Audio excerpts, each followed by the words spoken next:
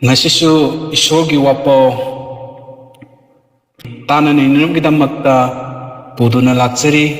Matthew chapter 1 verse 18 to 25, Luke chapter 2 verse 1 to 20. Masi manung dagi lauto e haraga, why do we celebrate Christmas? Christmas haibasi kari gi damakta ekoina kumhai tauribano pangthoibano haibagi maram masida ekoina neinagani yingminagani Bible gi manung sida koi yingminasi na tungan ma scholars singna tungan ma preachers singna maki natraga Bible gi oiba tungan ba system da tungan bagi mong da sandok lamba sandok tuna leiba haidok tuna leiba proof piraga leiba kaya maram sa koi thengnaram gani adabu ngasisu aina asum samlakpa yam short oiba aduga tangai phadana koina khanghaudradi yadaba point ahum mari asi leibana maram oiraga ai ngasisu amuhanna puduna laksari. Why do we celebrate Christmas? Christmas haibasi kari gi damakta kari taunana gi damakta ekoina kumaisi langthokibano haibasi ekoina yingminasi khalamba yai Christmas haibasi kari taunana bu numit khuding chahi khuding ekoina tawraga leire kari taunana gi damakta no senthom mangi paisa mangi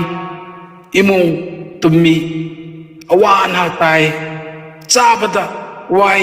sinlangbada wai haibana chingba miyam masi akoigi motive da akoigi wakhal da khalakpa leitaba nati. Christmas ase sahida natraga karihani World Cup ta pangthokpugumna sahi mangagi matungda natraga sahi ahumgi matungda smaina pangthokpa yai haibada chingba wakhalsu leitaba nati leiramba yai haina smaina miwoibagi wakhanda khanba yaba kayamrumsu leitaba nati. Na Christmas haibasi akoi Jisu Christ abu thazakhraba sing ekoina karigi damakta sahi khudingda akoina pangthokibano masi maru oiba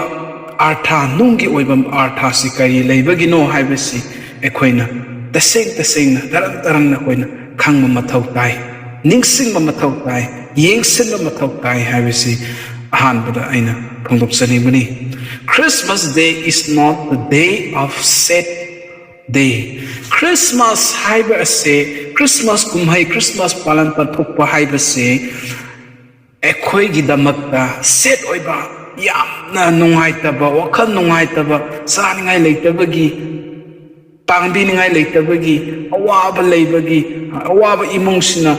nungaitaba saningai thangingai leitabagi marang kaina leitabagi adugumba kaya amromdu leiba adugumba numitu nate. But it is the day that we should be happy. Maramdi Christmas haiba numit asida mi pamna makna laira oiragasu inakhunba mi oiragasu masak phajab mi oiragasu achauba mi oiragasu apikpa mi oiragasu mi pap makna harogadaba numit Jesu Christ ase polakle haina manakongda taba mising mayam mamik na sakhi oibasi mayam sina haraugadaba numit ani haibasi aina introduction da aina haidoksaningni aduna Christmas haibasi when haraugadaba numit ni when exalted his name mahaki ming ase thangatle haraga Jesu Christ agi ming se thangatle haraga when haraugadaba numit ni haibasi when o aduna Jesu Christ agi damakta di when inglu matamda thawai nungaitaba akhoi miwoibagi wakhanda khalakpada iswor gi divine oiba natana akhoi gi miwoibagi damakta I tongba akhoi wakhalda khan matamda Jesu Christ as aina tayong paana lakadaba siko miwoibu kanbigadaba aina awana khangadaba siko haina wakhal nungaitaba kayam phorambe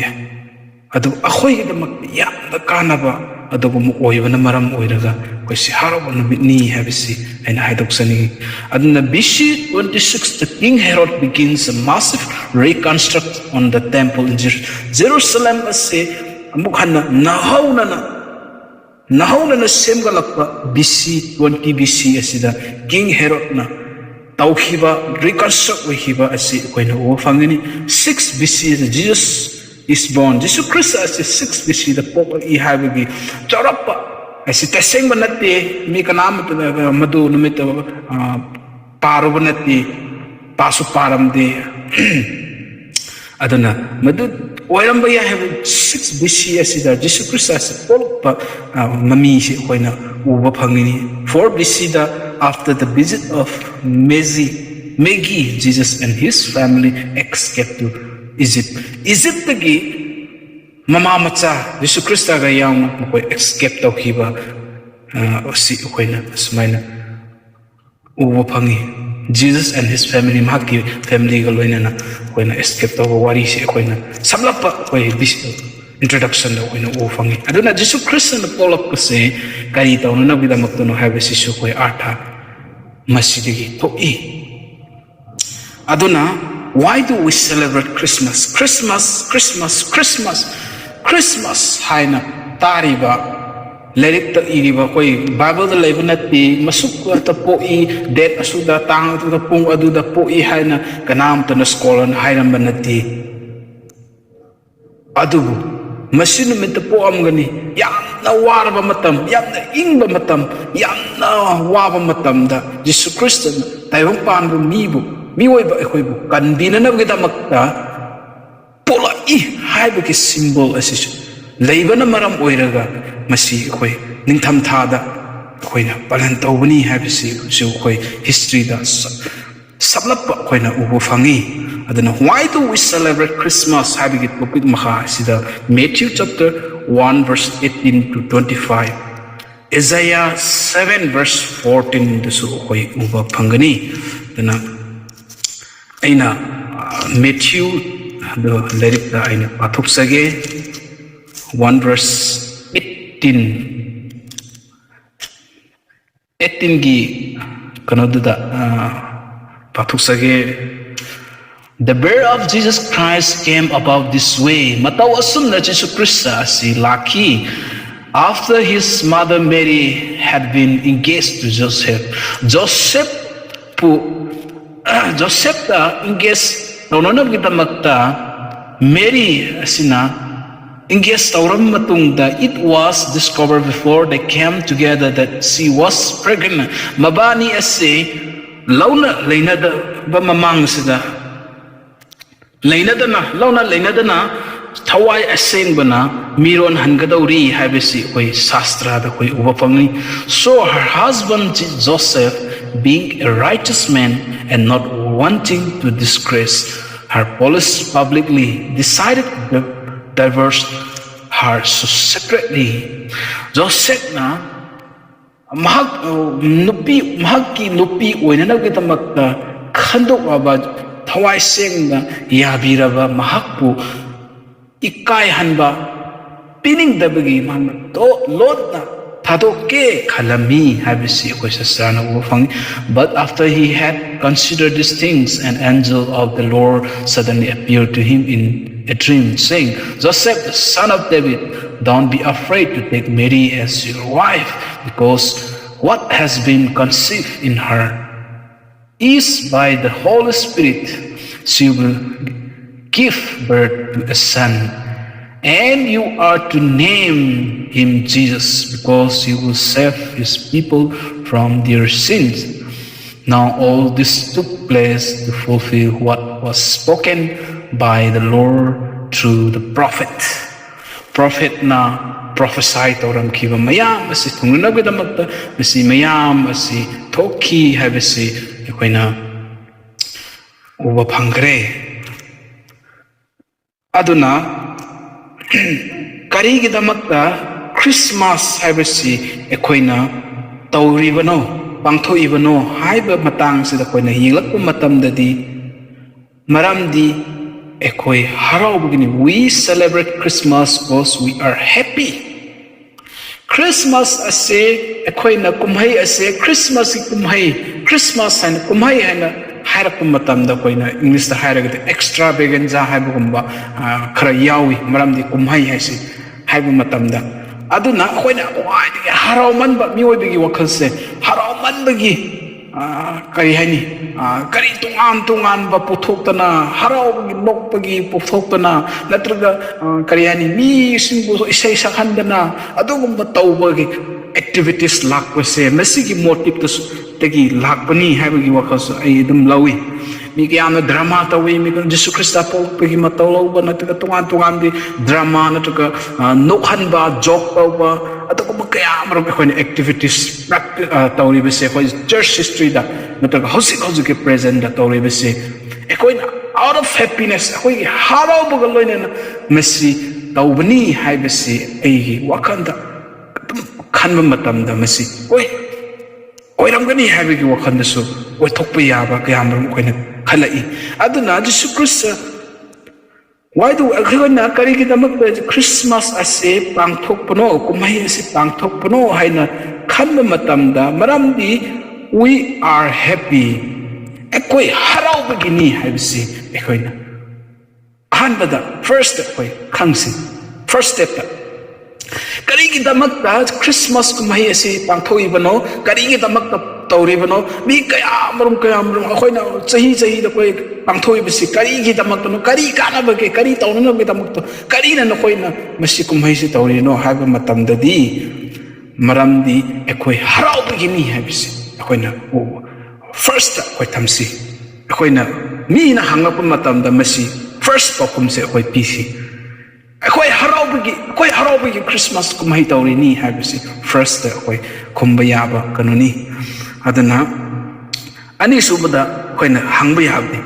akoi nang kari gi harau buno haiba matamda akoi point ahum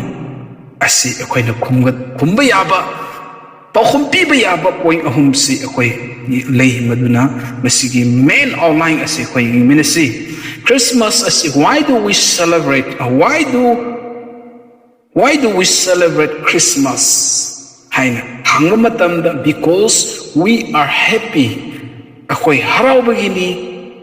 why you are happy why we are happy kari gi damakta akhoi harau bano haina hanglakpa matamda di reason ahum asi akhoi lei masi akhoi yengminasi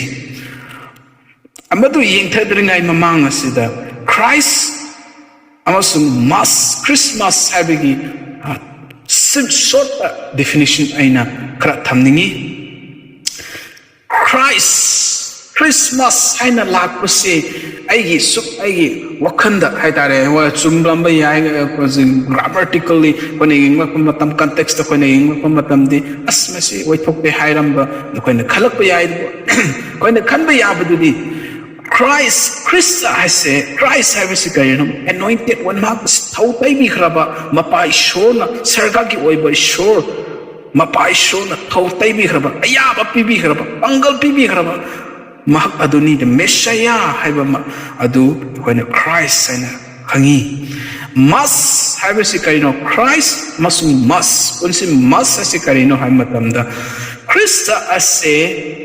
Gentile ki khatanati Jews ki khatanati Greek ki khatanati ai asing ki khatanati apang be ki khatanati miyam ki pap chembe khoi ki damakta Jesus Christ as lakni adan mas ni pam damak ki damakta ni haisi ki concept aina lauraga si definition short says mana semjavani aduna Christ as kanano anointed one he is the anointed one or Messiah makse Messiah ni Mapai shona tharakpa pangalaba isho thau taibi khraba thau noibi khraba machane pa Jesus Christ ani Christ habesina the mass habeskanino matamda all Christ asi for all Christ is not only for Jews ki khatanate for Greek ki khatanate Christ asi mi pumna makit zat kudik makini mahakpu thazakrami Jesus Christ ana polokpa matamda aigi damakta polakpani harau bagaloina na lausinba mi pum damakki damakta ni haibasi ekoina Christ masung mas punsim matamna ekoina semlak pa asmaina yengba yaba wai khara aduna nasagi Christmas ase karigi damakta kumai Christmas kumai si tawribno hai matamda maramdi ekoi harau bagini haina oi khumle Karigi damakta harau buno habi matamda number 1 da koina yingam yabadudi we happy because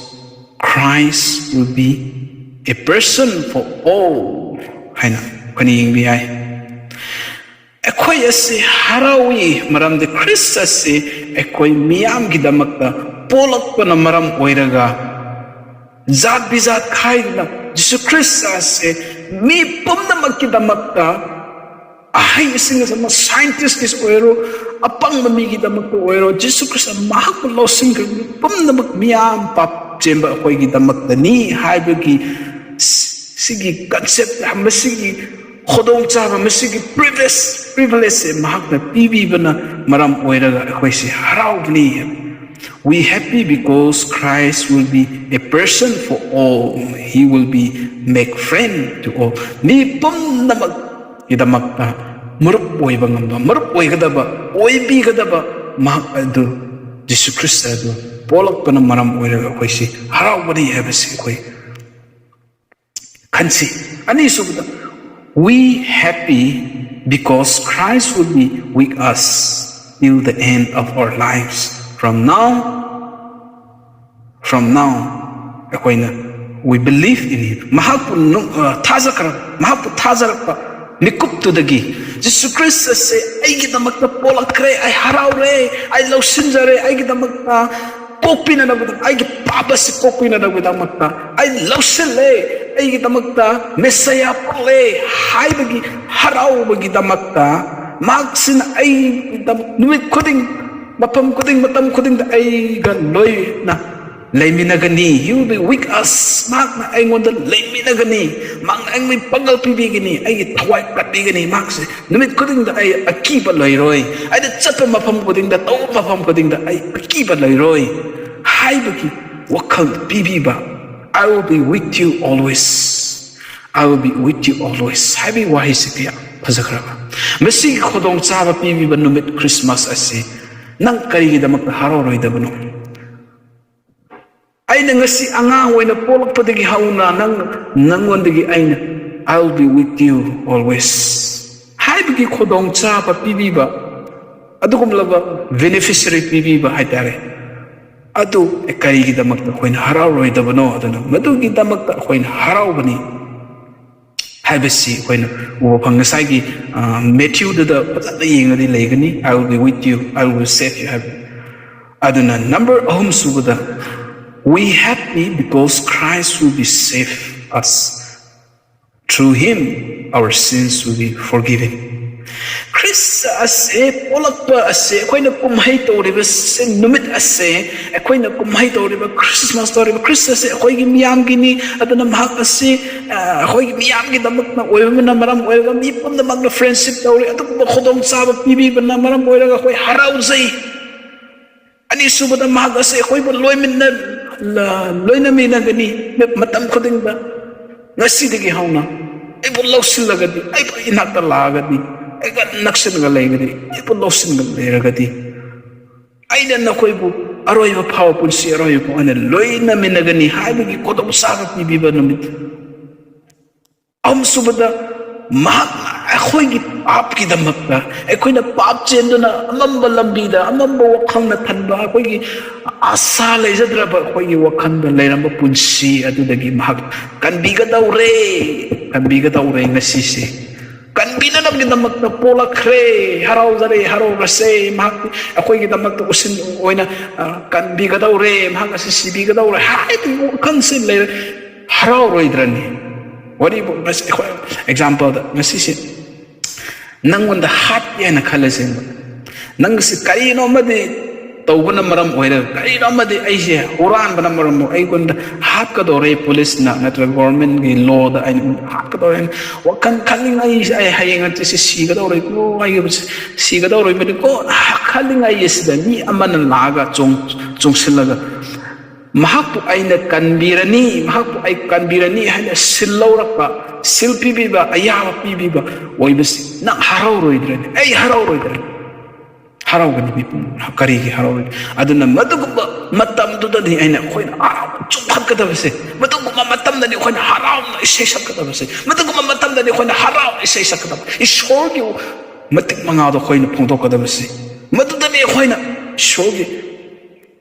achumba lambi do khoina khang manga do khang ka da base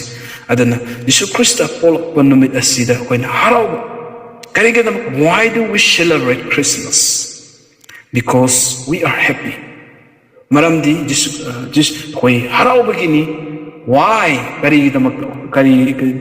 tahu na damakta kari tahu begini nang harau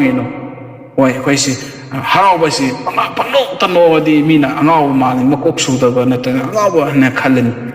pang maram lay tan na harau na panok tano pa ya hi gatan na panok tano di koi maram lay tan harau di mina adu makok lay ta adu matsing chakan sithigan adu na koi di maram lay sin koi ni harau ri se kari gino han matam dadi mahakasi mi pumnamaki jat bizat khaidana koi miya marup saba ngamba nupa ama oirakpase pirakpase koi haraubani ani subada mahakasi koi ga loinana gidamakta loinamina gidamakta lakpagi damakta koi haraubani ahum subada mahakasi koi bu kanbinana gidamak kanbirani haibagi wakhalon wakhaibagi wahai do koi da tahan ba numit oi bagi maram oi daga koi harau bani hebsi koi o phangi ana Christmas numit asida koi harau ga da bani nuai ga da bani shoba thagak ga da bani masida koi na laira ana khaidok pu ya de laira masingna saningai ngai leita dana raga leiba piron set ngai la ingda tik tak tak tak tak nik tana leiba koi na uraga so koi na pangbiba ngamdaba ubiba uraga so koi na sharing tawbiba ngamdaba dum kayam leitaba nate the conclusion da ana haining was have someone masi no bitsinda Jesus Christ na maki hachang kathokpire aduga ai asing singna scientist singna la ehraga gift pibi hibugumna akhoi su laira basingi damakta na harabu loina Jesus Christ abo ni hana tokpani hana khallaga laira anang singda koina have abiba numit oigadabani mokhoi ba tarai na koina khanba yade mokhoi ba koina hanthana khanba yade mi pumna Jesus Christ na lakpo kom mi pumna koi dil tawgadamni dinagadamni loinagadamni share your love with someone nakin nungsiba Jesus Christ da nang nungsina harau bugumna nakin nungsiudasu mi pumna nungsigadabani masida sauba Christmas numitida sauba sakse grooming oiraga yam ngaraga sauningba khananingba phuningba nagi wakhanda imam mammaga leiba numittu oiroidabani akin nungsibadu garele kaida naki marup mapanda share over numittu oigadabani share the love of God iswor nungsiba ngasi utpihibadu mi pumnamakta masigi nungsibagi wahai adu mi pumnamakta sandokadabani habisi akoi upangi Isaiah 7 verse 14 this akoi upangkare just Emmanuel to nokoida polakani mesigi news ase akoi nakongda tab haurabani hai hutsi laani lakpa matamda khoina karigi damakta haks kumai tawribna tokhro haina mina hairakpa matamda kumai se karigi damakta hojik phau tawribno tokhro karigi damakta harauribno harauba sangmalle harauba kuimalle haina kayam question tawrak matamda aikoina haigdaba first step adi maramdi akoi Jesus Christ lakoi khoi harauribni Christmas medse akoi harauribni havisi aikoina haigdam ani hum subada masi ani subagi step da point ahum se aikoina leire haraga na Christmas nimitta khaina conclusion da Christmas nimit asida asauba leiba yate kalak mi hauba leiba yate nuksisana na oigadabni have tawgadabni aswan of me have tawgadabni share yalam nang nuksibdo share chamin thakminagadabni punminagadabni share the love of God shona koi nungsibibu koi su makoi nungsibigadabni haibigi pauzil asi ngasi tariba mipum khudingda aina haidok saningbani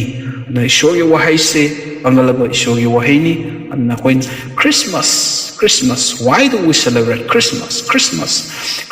ase kari gi damak to koi palan toribno kumai toribno ha matamda koi harau begini haibesisu yamna simple oiba short oiba khan matamda as yamna di easy oiba question oiba adobo khalakpa matamda bahum gi wahai do koina khan matamda di yamna khanthani oiba adogumna ꯑꯗꯨꯒꯨꯝꯕ ꯄꯣꯏꯟꯗꯨ ꯂꯩꯕꯅ ꯃꯔꯝ ꯑꯣꯏꯔꯒ ꯑꯩꯈꯣꯏ ꯉꯁꯤ ꯑꯩꯈꯣꯏ ꯈꯟꯊꯃꯤꯟꯅꯁꯤ ꯍꯥꯏꯕꯒꯨꯝꯅ ꯃꯤꯅ ꯅꯣꯛꯊꯤꯕꯤꯗꯅꯤꯡꯉꯥꯏ ꯑꯩꯈꯣꯏꯁꯨ ꯍꯣꯠꯅꯅꯤꯡꯉꯥꯏ ꯃꯊꯧ ꯇꯥꯏ ꯈ꯭ꯔꯤꯁꯃꯥꯁ ꯅꯨꯃꯤꯠ ꯈꯨꯗꯤꯡ ꯇꯧꯔꯒ ꯑꯁ ꯍꯣꯡꯕ ꯅꯥꯏꯇꯦꯗ ꯃꯈꯣꯏꯒꯤ ꯋꯥꯈꯜ ꯈꯟꯅ ꯑꯗꯨꯝ ꯐꯨꯅꯔ ꯂꯩꯔꯒꯨꯝ ꯈꯟꯅꯔ ꯂꯩꯔꯦ ꯆꯥꯔꯆ ꯃꯣꯏ ꯀꯔꯤ ꯍꯥꯏꯅꯤ ꯄꯨꯛꯅꯤꯡ ꯑꯃꯠꯇ ꯑꯣꯏꯗꯦ ꯂꯤꯡꯖꯦꯜ ꯑꯃꯠꯇ ꯑꯣꯏꯗꯦ ꯍꯥꯏꯕ ꯃꯤꯅ ꯅꯣꯛꯊꯤꯕꯤꯗꯅꯤꯡꯉꯥꯏꯁꯨ ꯑꯩꯈꯣꯏ ꯍꯣꯠꯅꯕ ꯇꯥꯔꯦ ꯈ꯭ꯔꯤꯁꯃꯥꯁ ꯅꯨꯃꯤꯠ ꯑꯁꯤꯗ ꯀꯔꯤꯒꯤꯗꯃꯛꯇ ꯑꯩꯈꯣꯏ ꯍꯔꯥꯎꯕꯅꯣ ꯈ꯭ꯔꯤꯁꯃꯥꯁ ꯈ꯭ꯔꯤꯁꯇ ꯑꯁꯤ ꯃꯁ ꯃꯤ ꯄꯨꯝꯅꯃꯛꯀꯤꯅꯤ ꯑꯩꯒꯤ ꯈꯛꯇ ꯅꯠꯇꯦ ꯅꯪꯒꯤ ꯈꯛꯇ ꯅꯠꯇꯦ ꯃꯤꯌꯥꯝꯒꯤꯅꯤ ꯑꯗꯨꯅ ꯑꯩꯈꯣꯏ ꯃꯤꯌꯥꯝꯁꯤ ꯍꯔꯥꯎꯒꯗꯕꯅꯤ ꯂꯥꯏꯔꯕ ꯈꯛꯇ ꯍꯔꯥꯎꯒꯗꯕ ꯅꯠꯇꯦ ꯏꯅꯥꯛꯈꯨꯟꯕ ꯈꯛꯇ ꯍꯔꯥꯎꯒꯗꯕ ꯅꯠꯇꯦ ꯃꯤ ꯄꯨꯝꯅꯃꯛꯅꯤ ꯌꯥꯎꯒꯗꯕꯅꯤ ꯈ꯭ꯔꯤꯁꯃꯥꯁ ꯅꯨꯃꯤꯠꯁꯤ ꯃꯤ ꯄꯨꯝꯅꯃꯛ ꯌꯥꯎꯒꯗꯕꯅꯤ ꯃꯤ ꯀꯅꯥꯝꯇ ꯆꯤꯠꯊꯗꯅ ꯍꯔꯥꯎꯃꯤꯟꯅꯁꯤ ꯑꯩꯈꯣꯏ ꯊꯥꯒꯠꯃꯤꯟꯅꯁꯤ ꯏꯁꯣꯔꯒꯤ ꯃꯇꯤꯛ ꯃꯉꯥ ꯐꯣꯡꯗꯣꯛꯃꯤꯟꯅꯁꯤ ꯍꯥꯏꯕꯒꯤ ꯋꯥꯍꯩꯁꯤ ꯌꯥꯝꯅ ꯁꯝꯕ ꯁꯤꯝꯄꯜ ꯑꯣꯏꯕ ꯏꯁꯣꯔꯒꯤ ꯋꯥꯍꯩ ꯑꯁꯤ ꯑꯩꯈꯣꯏ ꯂꯧꯁꯤꯟꯃꯤꯟꯅꯔꯒꯦ ꯍꯥꯏꯔꯒ ꯍꯤꯡꯃꯤꯟꯅꯁꯤ ꯍꯥꯏꯕꯒꯤ ꯋꯥꯍꯩꯁꯤ ꯍꯥꯏꯔꯒ ꯂꯣꯏꯁꯤꯟꯖꯔꯒꯦ ꯇꯥꯕꯤꯔꯤꯕ ꯄꯨꯝꯅꯃꯛ ꯏꯁꯣꯔꯅ ꯕꯣꯔ ꯄꯤꯅꯕꯤꯕ ꯑꯣꯏꯁꯅꯨ ꯑꯃꯦꯟ